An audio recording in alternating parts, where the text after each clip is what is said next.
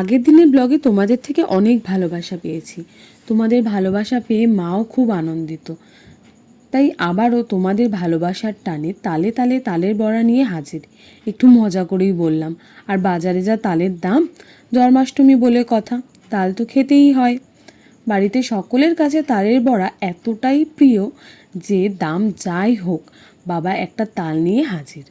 তাল দেখে মায়ের সবুজ হইল না, চট জলদি তালটা নিয়ে এসে তালের ওপরে খোসাটা ছাড়াতে রেডি। আর সেটা দেখে সুযোগ হাতছাড়া করলাম না, আমিও ভিডিও শুরু করে দিলাম। মাকে দেখলাম তালের ওপরের খোসাগুলো কি সুন্দরভাবে ছাড়িয়ে নিল। তাল ছাড়াতে ছাড়াতে মা মায়ের ছোটোবেলার তাল কুড়িয়ে এনে তাল খাওয়ার কথা বলছিল। সে গল্প অন্য এক সময় মায়ের মুখ থেকে শুনিয়ে দেব। যাই হোক, এবার তাল ছাড়ানোর পর মাকে দেখলাম আটিগুলোকে ভেঙে নিয়ে একটি পাত্রে জলের মধ্যে ভিজিয়ে রাখলো। জলে ভিজিয়ে রাখতে হবে বলল 10 থেকে 15 মিনিট জলে ভিজিয়ে রাখতে হয়, আর মাঝে 1 থেকে 2 বার জল পাল্টে নিলে তালের কষটা নাকি বেরিয়ে যায়। তারপরে তাল ঘষা শুরুটা মা করলেও হাঁপিয়ে ওঠায় বাবাকে দেখলাম লুঙ্গি পরে যুদ্ধে নেমে গেল। মানে তালটা খুব সুন্দরভাবে ঘষে দিয়ে মায়ের হাতে দিল। আগেও দেখেছি বাবা এই কাজটা খুব সুন্দরভাবে করতে পারে। খুব পছন্দের একটা খাবার তৈরি হচ্ছিল বলে কথা। এই পর্যন্ত হলো দুপুরবেলার কাজ। এরপর একটু খেয়ে দিয়ে রেস্ট নিয়ে তালে তালে নেমে পড়লাম রান্নার ময়দানে। এর মধ্যেই বড়া ভাজার উপকরণগুলো মা রেডি করে রেখেছিল। চলো তাহলে এবার দেখি তালের বড়া ভাজতে মা কি কি উপকরণ দিল। কি রান্না করছো? তালের বড়া, তাল দিয়ে বড়া ভাজছি। প্রথমে এটা কি দিচ্ছ তালের বড়াতে? ময়দা। প্রথমে ভালোভাবে তালটিকে মা বেশ কিছুক্ষণ ফেটিয়ে নিল। এরপর একে একে পরিমাণ মতো ময়দা, সুজি, আগে থেকে করে রাখা কোরানো নারকেল, স্বাদ মতো চিনি। যদিও আমরা মিষ্টি একটু বেশি খাই, এমনিতেও তালের বড়াতে মিষ্টি একটু বেশি হলে ভালো লাগে। এরপর সামান্য একটু লবণ দিয়ে মিশ্রণটিকে ভালোভাবে মিশিয়ে নিল।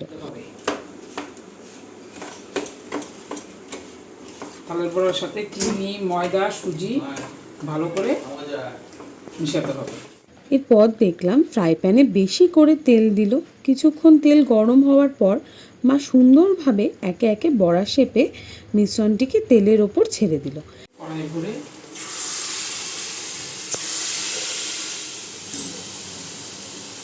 দাও, তালটা অনেক হয়ে গেছে, টকটা কমিয়ে দিল।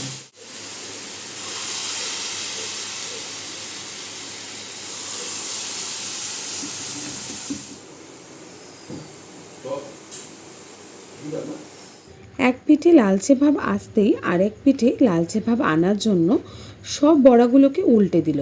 লালচে ভাব আসতেই বড়াগুলোকে উল্টে পাল্টে তুলে নেওয়ার সময় বড়া থেকে তেলগুলোকে ভালোভাবে ছেঁকে নিল।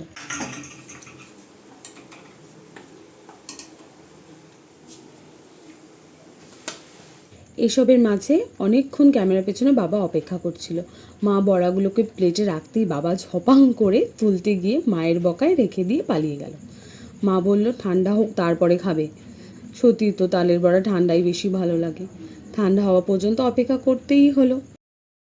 এর মাঝে তালের আরেকটি রেসিপি, তালের ক্ষীর, পাশের ওভেনে মা বসিয়ে দিয়েছিল। তালের বড়া আর তালের ক্ষীর দুটোই আমার আর বাবার খুব প্রিয়।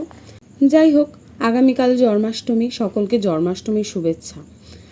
আজকের ব্লগটি কেমন লাগলো অবশ্যই কমেন্ট করে জানিও। এবার চললাম, আবারও দেখা হবে পরের একটি ব্লগে। টাটা।